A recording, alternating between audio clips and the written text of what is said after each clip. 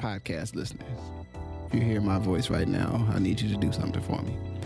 I want you to take out your phone or on your computer, go to Apple Podcasts, search for Ask Your Oldhead Podcast. You'll see my logo, my little picture, my little image there. Find the show. Please rate and write a review. It's a small thing, but it helps others find this work and find what I'm doing here. And it really, really matters, as small as that may seem. So if you could please do that before we get into the show, I would much appreciate it. Thank you for listening. Let's get into it. Peace. Peace. You are listening to Good Brothers, Ask Your Oldhead Podcast production. Peace. Button is hit, and then I'm gonna go. Peace. I'm Majestic. What's good, my brother? I'm good, God. I'm good, God. It's 2021, and you're right. So this week, a new inauguration happened, and it wasn't, at least wasn't reported. If there was not a second siege on the Capitol. It appears some people, they smart enough to go, maybe we can't get in there with all them folks standing around. You know what I'm saying? Maybe, but yeah, I mean, what's some of your thoughts? Just seeing how the week has played out with the inauguration and whatnot. Yeah, man. So one, we had I call it peaceful-ish transition of power, because while obviously, nothing happened, the fact that you had 25,000 troops blocking off much of downtown DC, right, it's really what happens in most countries when it ain't peaceful. Right. Right. So when you think people is coming and you got to do that, and people can't come to the inauguration of all things, right? When Airbnb gives everybody their money back and tells you to stay home. Right. Right. Like they said, don't come. Just don't come. Stay home. The megabus wasn't running. That's what I'm saying. The megabus in the DC this week or whatever. Like on the low, how the inauguration went was like wartime. And like anything, like we do in this country, we use other things to take our minds off of what happened. Mm-hmm. Right. So I'm sure we'll go into the variety of memes and fashion things. Right. But that's what happened. Right. Like we started talking about memes and fashion versus one of the largest travel things in the world shut down your ability to stay in DC for a weekend for the inauguration. Rather. Yeah. The megabus ain't coming. Like 25,000 police, army, 25,000 troops, barricades. You know what I mean? Right. Road closures of all kinds. Right. So like we're talking about something that, again, happens after a terrorist attack, which it was a terrorist insurrection. So that's fine. Mm-hmm. But so I think it's important for us to remember that part of American society, because the rest of the world will remember it as such, even if, Uncle Bernie, you know what I mean? We, inauguration at Bernie's has gotten us away from it. So that's my take on that. Yeah. I mean, I should say for the record that I've been in this country my whole life. It's where I was born, and I've known of many inaugurations. I went to Barack Obama's first inauguration. But outside of that, I don't typically like watch the whole event, you know what I'm saying, so to speak. You know what I mean? Like popping on, see what's happening. But, given the circumstances of this moment, I mean, I think it is something important about the idea that people can go, and cheer or be witness to, the peaceful-ish transfer, of power and authority. And the idea that, like I said, I mean, back to that we had a sitting president who was having open conversations in his office where people were listening, like, so what are my options if I really don't want to leave? And like nobody right. internal was really like, yo, dog, if you say that again, we're gonna have to do something. Like you can't be talking, but you can't even talk about that. It's just not. It's illegal. What you're talking about is wrong, right? So we start there. We had willing media apparatus. You know what I'm saying? That was 100% cool with even framing the conversation like, well, this controversial discussion about the voting positions. You know what I mean? Like even yesterday, I strolled through. I try to look at some other news and information sites. So I go to NewJersey.com just because it's the easiest way to get a little bit of aggregate information of different news going on in New Jersey. And it was like a letter to the editor where a person was like, basically trying to parse the storming of the Capitol building from the people there just to protest, what they felt was, shaky election things. And all I could think was, but my man, like 60 different judges have been like, nah, you actually have no viable evidence. And judges and Republican judges, just for context, right? This is not like a Trump judges actually, right? Refuse to hear some of this horseshit. Yeah, I mean, and it's like, no, like you can't, like it's if you are exercising your freedom of speech to go and want to say something in school, but trying to parse, like, yeah, they had a legitimate question. No, they didn't. You had a silly question. You had a question that was totally based in your own not trusting information, but the information was correct. The information said, nah, it wasn't nothing legal. The well-documented information for over 30, 40 years of elections is like there's barely ever any election fraud. And it's never a significant degree that it actually imperils the outcome outside of you denying people the opportunity to actually go vote. You know what I'm saying? Like that is more of a threat than actual people going and doing something nefarious. And, I shared a piece of the brother, I can't remember, but I'll find it. Just, where you wrote it's a column about like, look, this has been something the Republicans been doing since the 80s. Even before them going, well, I don't know if that vote, I mean, that might have been some shenanigans going on there, right? Like it's, and so just the idea that someone would even like keep reseeding the idea that, well, maybe there was some legitimate question. It's like, nah. So you had willing media apparatus, and then you had, quite frankly, people who felt like, yo, this is, this is the next step in our movement. You know what I mean? The same way anyone who's ever led some sort of public effort to change something, like I'm looking at them like, oh, they're doing something. They're like, yeah, and our next step, we done went to our state capital. You know what I mean? The number of people that are like, yo, they was getting into stuff here, and then they was on the capital list, and then they was in, whatever state they from, and then they was also rolling up in the capital. It's just, it's bananas and bonkers, but it's also par for the course. You know what I'm saying? I think in the context of American history, but it is unprecedented in our recent history. And it's the kind of thing that, I think that some people should really explore their feelings, you know what I'm saying? Like Obi-Wan would say, in terms of what were you willing to allow happen just so you could remain in power or have your particular political views, continue to hold sway. And, you were definitely down with like, hey, man, if we got to, kind of autocratically rule the country, so be it. So we'll have small government and low taxes. Oh yeah, I mean, again, it's like, what are you willing to put up with to get your own way, and are you willing to put up with the continued not just degradation of others, but the long-term harm to yourself for what you think is your short-term thing? And that's what we got out of it, and that's what people have been convinced that exists, right?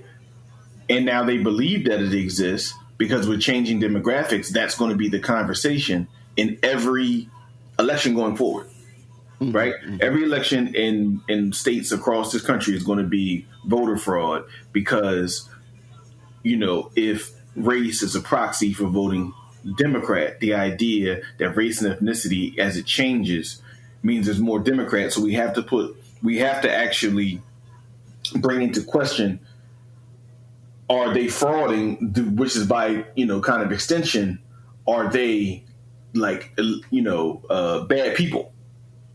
You know what I mean?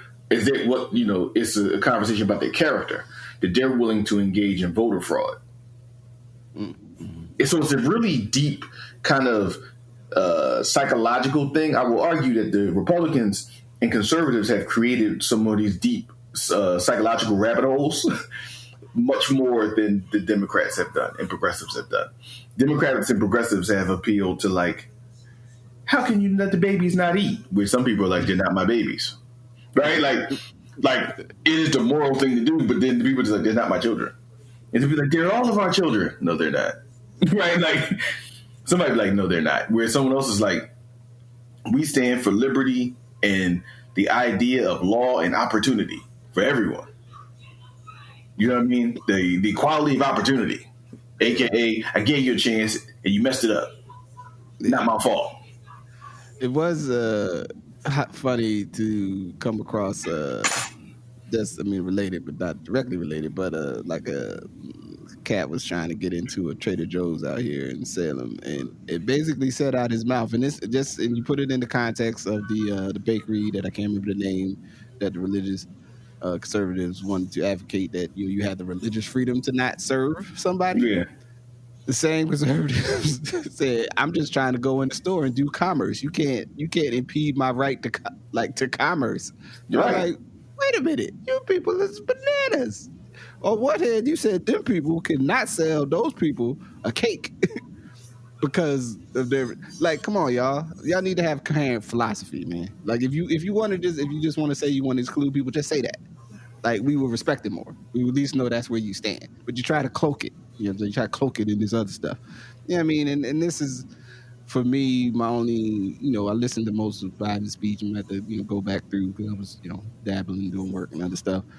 But I would prefer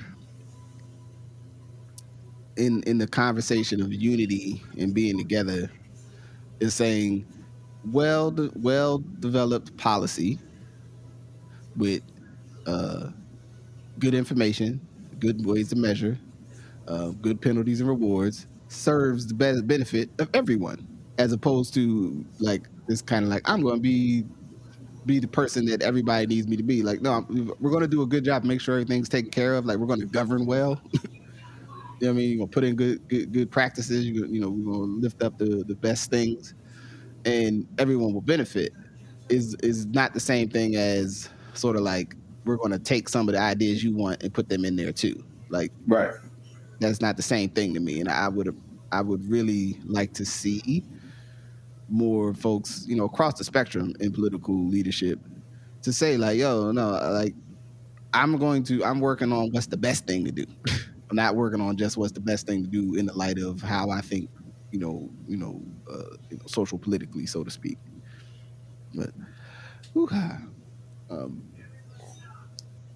any thoughts on the overall pageantry? Did you watch the inauguration itself, or would you? In this day and time, you kind of like watch it, cut it off, and then if you get on your phone, people, and especially if you're on Twitter or anything, people are like, "Oh, did you see what happened? Oh, that was so funny." So you kind of like, "Shit, okay, maybe I need to go and look at it." I mean, I think everyone was trying to do the like post-Trump pageantry, right? Like, I think that's what the feeling was, right? Like, how do we move on past what we just experienced, right? So I think you saw a lot of that, like, return to normalcy, if you will, while being fundamentally shook by the possibilities of abnormalcy, right? But, so I thought, it was the appropriate way. I mean, obviously, kind of given the space and time we're in, it was extremely performative, acknowledging that for some, their quote unquote faith in the American institutions have been so greatly shaken that they needed that performance, right?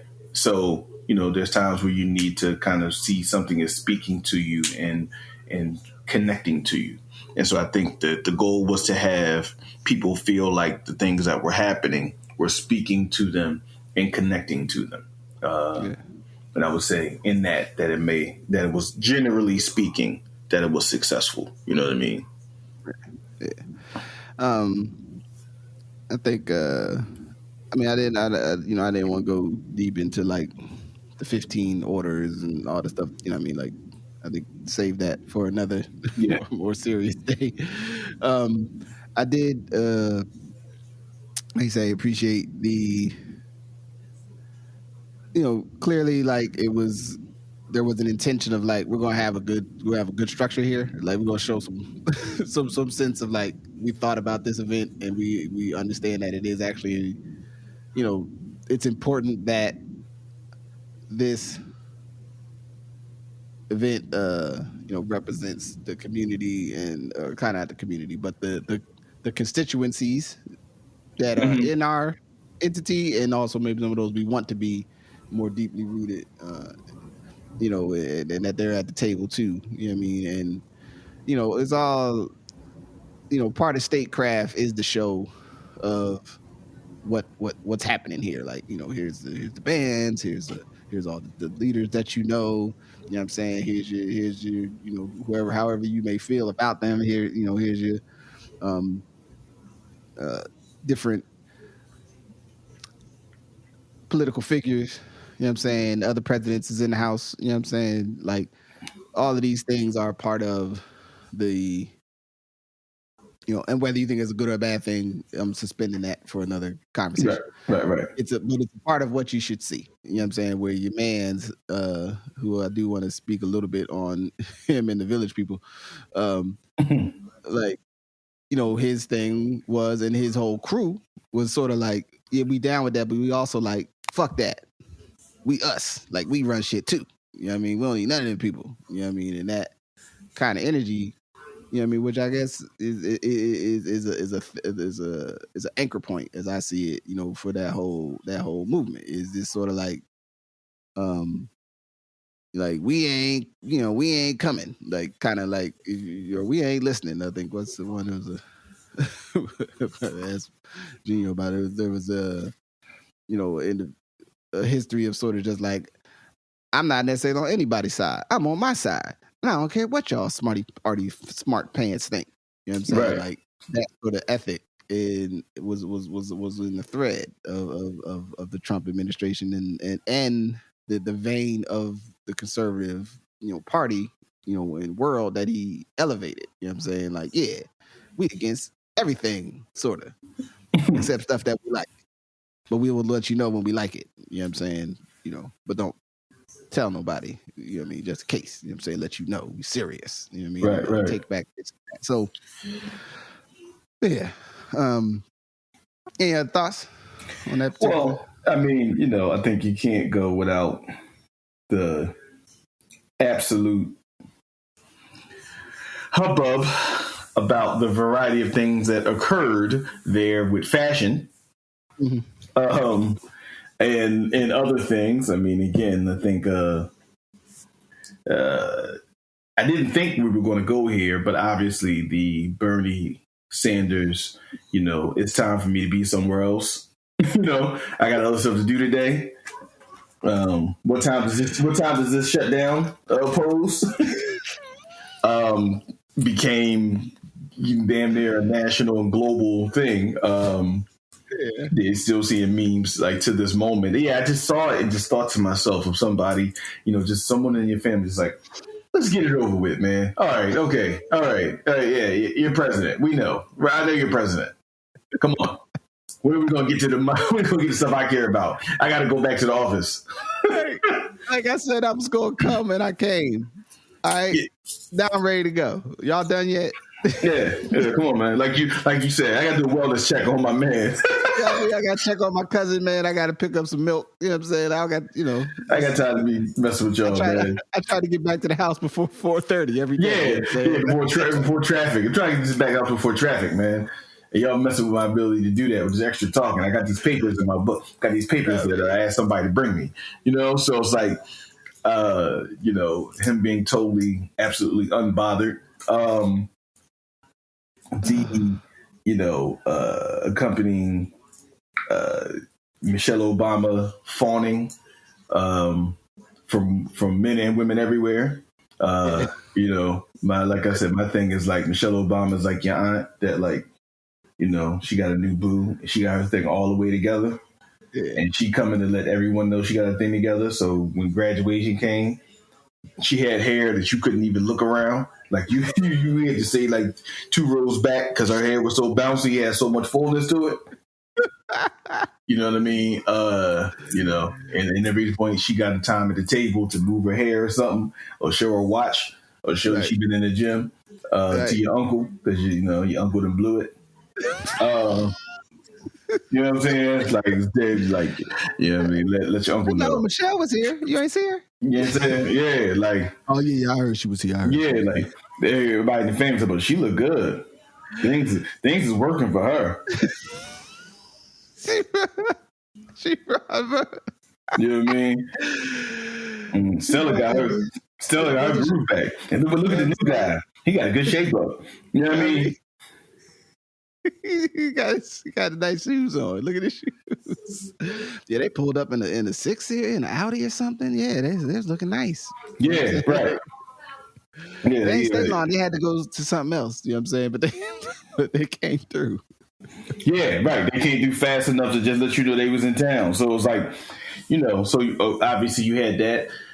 The various colors. I will say, the shout out to the being purposeful, Kamala and others, and I think forget who else, but I know at least 2 days in a row, Vice President Harris rather had on outfits from like Black designers. It really supporting the young Black designers who are trying to get their stuff out there, and giving them just a huge look that will be really helpful in their work. So I think that was great. And the colors and even I gotta say, Secretary Clinton, her colors was she had some strong colors on. That deep purple was a good look. Dr. Biden, First Lady Biden, that coral thing, you know what I mean? Yeah. You're going to have a whole bunch of people trying to get that color, not quite getting that color. looking like that blue, because that blue is like either it's done perfectly or looks like that it was a deeper blue that was in your attic for a couple of years. Right. Or was it a thrift shop? It was at a thrift shop and had been washed a whole bunch of times. Like, that blue ain't easy to get. You try I think I could pull it off, and it's like, yeah, you can't pull that one off. You might not pull it off. You know what I'm saying? And then the interesting thing too, and I guess owing to the time that we're in, it wasn't the hugest thing to me, but I guess again, we're getting to that bordering on curmudgeon age and status. Like the sneaker thing, like when I guess I don't know. Right. Nephew-in-law, of nephew-in-law of Kamala Harris wore the Dior ones, and every sneakerhead and hype beast person got so excited, and I just was like, okay, so they Jordans and Dior's, okay, but everybody was like, oh, look at this, and thought to myself, okay, we're at the inauguration, and this guy got on sneakers, but okay. That's where I was at. Like, I know they're expensive, but damn, they're still sneakers. Yeah, like I don't. All right, I guess that's the young crew. I guess again, you start feeling your age. You start acknowledging how old you is when you start being like, but you got sneakers on. It's like it's almost like I don't care what sneakers. I don't care what sneakers they is. You still got sneakers on. You still made of rubber. You still made a rubber. There was not a craftsman involved in the making of this shoe. Damn it. We need to hear some clickety clack. Right. We need to hear some clickety clack, man. You man. But yeah, so that was, the collection of those memes, and then also the omnipresent George W. Bush looking for Michelle Obama. Right. It's interesting too, because I know. I mean, I just saw a couple people just kind of like, well, I'll say this: whatever my biggest concern and angst with George W. Bush is when he was in power. He's no longer in power, right? He's not the president no more. Yeah, you don't gotta like him, and nor do you need to forgive him for any of the choices and decisions that he made. I get it. 100%. It's still hilarious. that at some level is like George, like, hey man, look, I mean, whatever y'all thought I was on, look, I was just trying to be president and do what I thought I was supposed to be doing. You know what I mean? Try to be like my daddy. You know what I'm saying? And do what old Jed couldn't do. You know what I mean? Jed let Trump punk him on national TV. Wouldn't happen to me. You know what I mean? And I'm, maybe I'm trying to turn it, at some point, it's like, I don't know, it's funny that he definitely appears that he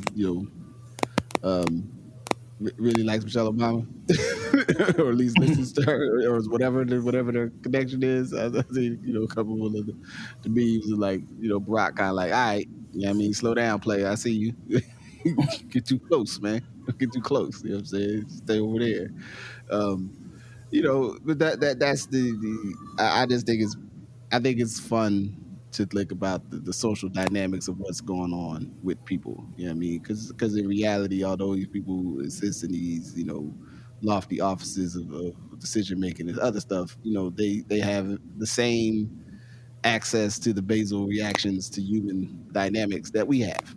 Right. You know no, totally. You know what I mean? And there was one video, I think I might have sent it to you, brother. It's like Bill Clinton dapping people up, talking about, you see my wife? Oh, yeah, right. When she walking away, she's like, I'm out of here, damn it. I told him to come on. Where'd my wife go? Oh, she left? Oh, I left. Oh, you want to get this selfie? All right, let's get it real quick. All right. You know what I mean? Like, these things are fun. These things make us laugh. You know what I'm saying? And then, we get back to the serious business, you know what I mean, of long-term systemic transformative change and development, to a more equitable, fair and healthy future. You know what I mean? Like, one doesn't exclude the other. The only other thing I did think was particularly entertaining with the Bernie memes, and the thing is, I mean, typically, and I don't know how much I wouldn't say in full sort of like the roasting somebody on the internet kind of culture. To me, it is very rooted in something that Black people in traditional African cultures do, but I know there are other like Mediterranean cultures that do the same thing. Some other societies where, if we kind of dig you, if you do something funny in public, we talk shit about you. You know what I'm saying? Because we like you a little bit. You know what I mean? Like, if we ain't really like you, we wouldn't make all them jokes. Or the jokes would be more mean-spirited. They would be like, you're a real asshole, kind of. Instead of like, look at Bernie.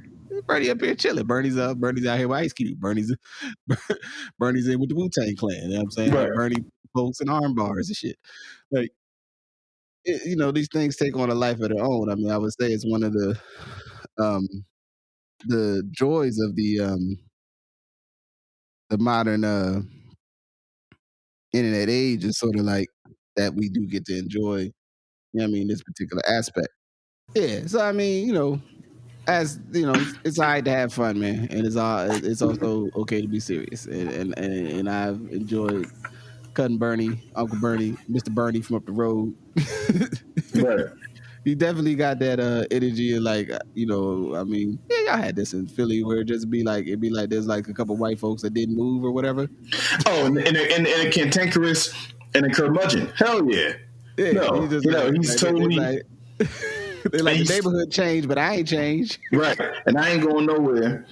And I still remember going to he's definitely like also your 10th grade geometry teacher, your 10th grade history teacher, who's like, I'm going to teach and share this information, Jack, and that's what's important to me. So, you just had to learn how to deal with getting a grade in this class. Yeah, he channeled all of that. Yeah, and definitely the only thing, I mean, just respect, because I know Bernie rolled with King. Bernie was out in civil rights marches. Bernie was out there protesting back in them days, and one love to Bernie. You know what I'm saying? There's no disrespect. No, not at all. Rock with you, man. It's you missed your window on being the president, but hey, oh yeah, everybody can't win, man. That's how it plays. You know what I'm saying? That's the way the game. I mean, here's the thing, and I'll say this about Bernie Sanders. 10 years ago, you had no idea who Bernie Sanders is. Now, he is one of the most powerful elected officials in America, right? Yeah. He is the head of the Senate Budget Committee, which gives him extreme amounts of power around budget reconciliation, which I think, we talk about in another show. But like, he's gone from from ashy to classy. to turn to use Big's phrasing. He went from ashy to classy very fast in the span of his career. Indeed. Yeah, I think it's a good cap on that one. So, in other news, in other occurrences, James Harden was traded from the Houston Rockets to the Brooklyn Nets. right. James Harden was out here looking like Damon Wayans in the Great White Hype and shit. Like, you know what I'm saying? I ain't got to train. I'm just come to the games. You know what I'm saying? And I don't know if he was wrapping pillows around his waist or something, because he definitely looked like he dropped 10 pounds in their first couple games with the with the Nets. Like, Actual fact. They're gonna trade me. Let me go get in the let me go get on the treadmill and burn some of this off, or whatever he did. I mean, I have a couple just thoughts on the whole saga of it, and also I'm just curious in your mind, because I don't. Yeah, what are some of your thoughts about that? Just how that all went down. Yeah, so oh man, there's so many thoughts I have, because to me, what happened with James Harden? So I'll start with this. James Harden is like the idea of what LeBron did gone horribly wrong. Now, you could argue that they had the same premise, right? But the way James Harden went about his process, it was like what LeBron did through the lens of a 12-year-old. If you read everything that has come out about Houston's basketball culture, it was clear for years that culture was centered around James Harden, right? Like literally centered around James Harden. Like they talked about, like, you knew if they won and they won on a Friday and didn't play till Tuesday, James Harden was going to Cabo for a day and a half, right? Like on the owner's private jet. Oh, wow. Like, yeah.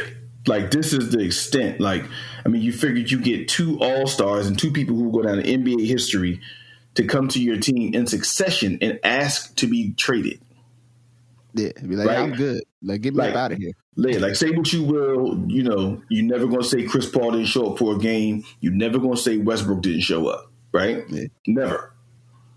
2 successive people who you asked for who left. One is your best friend from AAU basketball. And he decided he had to get the hell away from you. Right?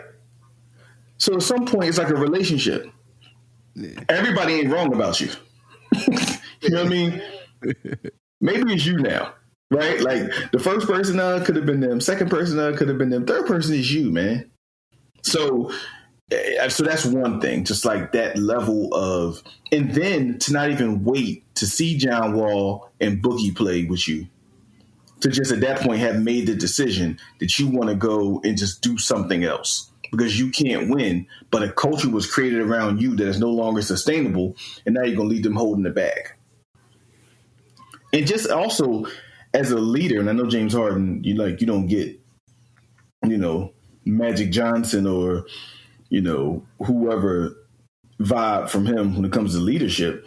But like, to say that the team isn't good enough in 8 games, to not give it a place to gel, to not again work with John Wall, like a former All-Star, Boogie Cousins, a former All-Star, and just to disrespect them people that's trying to do their job the best they can. You know what I mean? Just showed like you are too much of the hip hop generation, my man. You know what I mean? Like you switch sides too much, man. Like you're taking the wrong lessons here. To say nothing about what I actually think about all 3 of them playing together. And while I think, theoretically you may see more firepower than you've ever seen, I don't know if I necessarily agree with that. I think that's kind of like the where we're at perspective of hyperbole, because it's like, do they have more firepower than the Warriors had? I don't know. I don't know if I think that. Yeah. Well, the thing I think is most interesting in the perspective I was chewing on is the way sports as sort of a proxy, for sort of like black professionals' ability to move in the business world. Although it's not a total, it's not a very exact formulation, because you're actually dealing with a higher level of like uniquely in like specific talented people, right? Like even in a degree that would be much different than like, oh man, he's a great surgeon. It'd be like, yeah, he is, but there's probably more great surgeons than there are humans that can double back, right. You shoot 105, crazy as anyone. What is a game? Like, yeah, but you can't do it. Like, you know what I'm saying? Like, it's not as many of those. And so, like, everything about the way he approached it is it's a pockmark. You know what I'm saying? It's just like, yo, you totally, once you got the second thing and it wasn't gonna work, you just wanted to bounce. And you could have took less. You could have got signed shorter deals. Like you could have did other stuff, so you would have the flexibility. Where you'd be like, yeah, if this shit don't work out with Russ, I'm a free agent and I'm gonna keep to my next move. You know what I'm saying? But you didn't do that. You took the longer contract. You took, you did all the stuff to lock in the space. And then even when you think about it, you accepted the special treatment, like, or wanted it or asked for it, like whatever that special treatment, and perks were. Maybe that's just what happens, at that level of the world. But the thing I just find interesting about it all is like you're leaving a situation like that you fully wanted for like some other situation that you hope will be better, but you really don't know if it'll be better. You know what I'm saying? You don't have any, what other things are you going to do differently to make, that work better? Now, it could be a bit of the tip in the hat of like, baby, I have created such a culture here that there's no way I can change it. Like I can't stay and it be different. Right. Because for whatever reasons, either because I don't know how to be different in a situation like this, or people are so aligned to treating me a certain way that maybe I go be with Kev and them. You know what I'm saying? Like I can't be the dude that's like what's the owner? It's not Jack Ma. Who's the Jack Ma's the other financial money CEO who apparently people haven't seen in a while. Which is Jack Ma, over in China, yeah. I'm trying to think. What's the owner of the Nets? I know you're talking about that, yeah.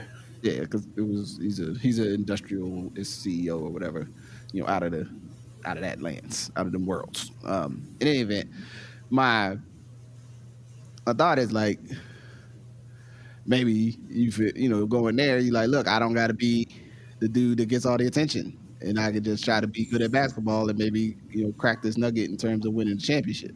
You know what I mean? It's just ridiculous to me that he was out there just really looking like he was like, yo, man, pass me them donuts though. You know what I'm saying? Like, I'm right. We got a game tonight. Yeah, let me hold up. Let me go. Well, yeah, because you was messing around with little baby down in Atlanta during COVID. When they was passing around COVID, like they was passing around weed. And then giving them a honey bun, giving them book bags with $1 million in it. Like, first of all, you went to so far as to find a way to give another man. Listen, man. Listen. Yeah, if you want to give your brother $1 million, something, car, anything, because you got more millions you know what to do with, then that's fine. But that whole, I'm going to give you like a backpack mixed with honey buns and money in it, that's a little deep for me personally. Yeah. I don't know what we're trying to teach each other. What is it like? What do you get the man that has everything? A book bag worth of honey buns and $400,000? Like what? What? Like, I bet you don't have a book bag filled with honey buns and money. Like, what are you doing? Right. But again, like you hang out in Vegas, you do Atlanta, Vegas, Houston, you party with little baby, and then you come back to camp, don't shoot, obviously not playing right, and then so I mean maybe he created a situation he couldn't pull himself out of, and who knows, maybe historically we'll see him differently from this. Yeah. Maybe. I will say this on the actual basketball side of it. I don't think he was never going to break through. The window he had, he needed to go ahead and take one to the hole, and they kept taking not good shots, and then they lost to Golden State when they had him on the ropes. Yeah, they sure did. That was your shot. You had to get it, and you didn't. And I don't think that they, as a team, and maybe they'll figure it out, will play good enough defense to beat LeBron James and AD and them in the finals if they are able to get there. I just, something happened to the Lakers and some other team in the West, then I think they could beat Paul George and Kawhi Leonard. But I don't think that they. Sometimes in finals you got to get stops. You got to. Sometimes you got to come down and stop the other team from scoring, not just like, look, but we go down and get another bucket. It's like, yeah, you could, but unless you historically that don't tend to work. I mean, everyone, the shooting of Golden State was augmented by how fantastic their defense was. No, absolutely. Because they would get a stop and then they would bang you and dot you in the eye, and you'd be like, damn. And then they would get another stop and dot you in the eye again. Like, damn, now I'm down 6. You know what I'm saying? Like, I was just in this game. They got 3 stops and 3 bangers and spread me out to a double-digit lead. Like, fuck. You know what I'm saying? Like, that shit would be frustrating. So, I don't know. I just think it was bizarre, and sort of like seeing the churn, of a whole franchise in the midst of what could be, at least for the league, like the most, very perilous time. Like, they like, look, man, we got to play this season. We got to play this season so we can protect the next 2 to 3 seasons. So, we need y'all to get this done. You know what I mean? And to have, I should say this just so, the world don't think, old man haters. Like, hey, man, I wish that brother the best. Hope it all works out. Hope you get what you need out of life. You know what I'm saying? Yeah. Yeah, I know we getting old because I don't know. I still think you're kind of sending a strange message, man. But, again, like you said, that's old man curmudgeonry. It's like, you're sending the wrong message to the kids. So, like, okay, all right. Let me take my old man talk and shut it down. So, that's fair.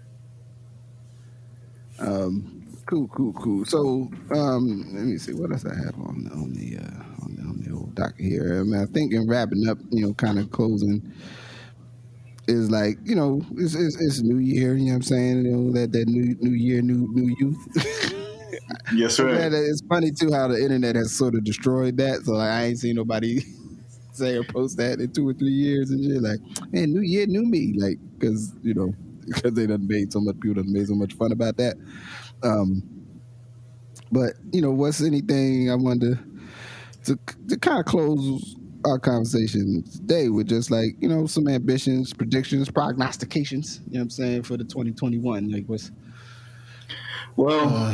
my ambition, you know what I'm saying? My ambition and prediction is that America gets a grip on itself enough to open the rest of the world up so I can go on vacation. Number 1, I got simple needs. 2 is that we think about and look at. You touched on it a little bit earlier, but just like now that the ding dong, the witch is dead element of Trump is gone, the GOP is going to be much easier to go back to just being resistant and generally diffident about all things that help most of our country. So I, really seeing what that looks like and who decides to actually be statesmen will, I think, be a really interesting challenge. Yeah, I think that'll be a really interesting challenge. And then the other thing that I've been thinking about, just, and it's not a prediction, maybe just a thought, is like, you know, what about the children? And what I mean is, you know, as adults, to the degree that we can deal with what has been happening over the last almost a year, you know, we will come out of it in a variety of ways. Some people would have lost weight, some people will have gained weight, some people, you know what I mean, made children, you know, broke up, a lot of stuff. But what, you know, how are we really thinking about how our children are like functioning and still being whole beings through this experience? You know, you will often hear people talk about, you know, depression babies and the things that stayed with children of the depression for a long time, even though the depression did not last for a long time, right? So in the same way, what kind of things are we thinking about the children when it comes to like what's happening in our society, and what are the long-term impacts, to say nothing of the actual school and education-based impacts for children? So that's my 2021 thoughts. What about you? Jess?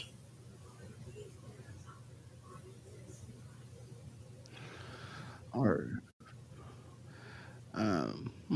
Dope, dope, dope. So for me, I mean, one is try to get a wrangle on my.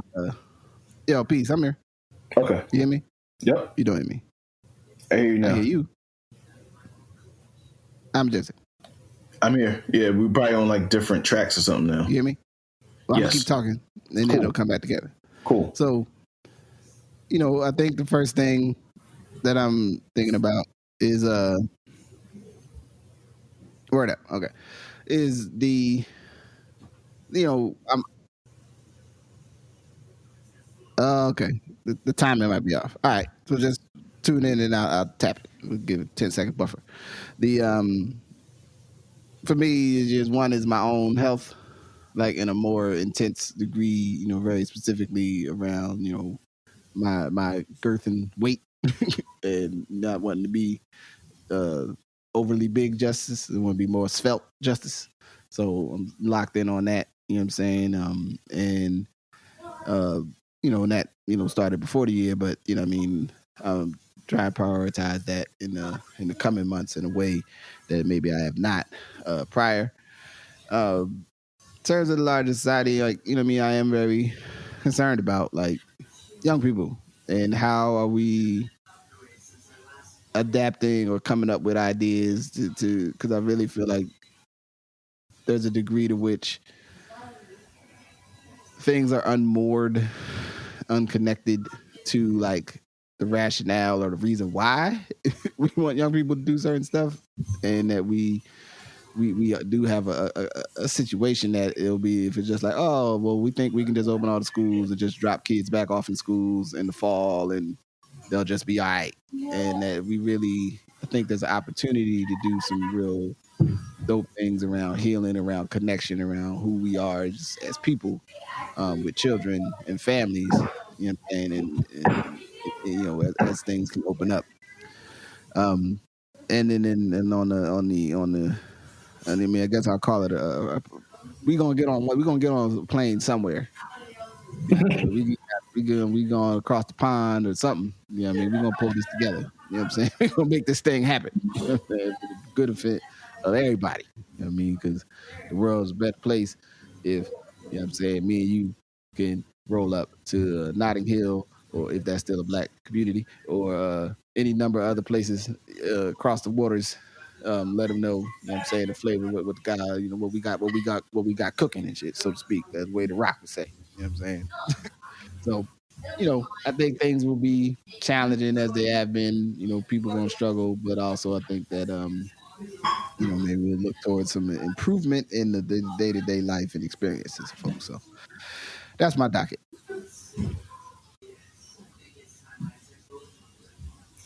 Understood. All right.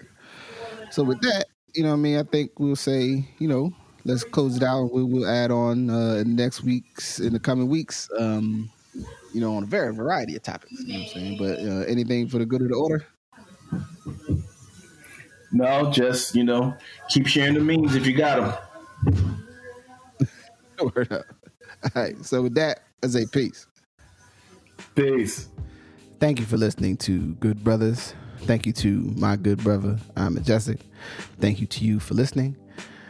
This is the inauguration or post-inauguration episode, and it's really just at this time, prepping for 2021 for the podcast. So thank you for tuning in and listening. Please share, please support the work, via Patreon, or buy a sweatshirt on the Etsy page, or do the simplest, easiest thing. Like I said, leave a message, man, and share it with a friend. Everything else will work itself out. Be safe out there in these post-election streets, post-inauguration streets, new administration streets. Much success to the Brooklyn Nets. No shade, no harm intended. One love to Bernie Sanders. And in all things, take the best part for yourself. Peace.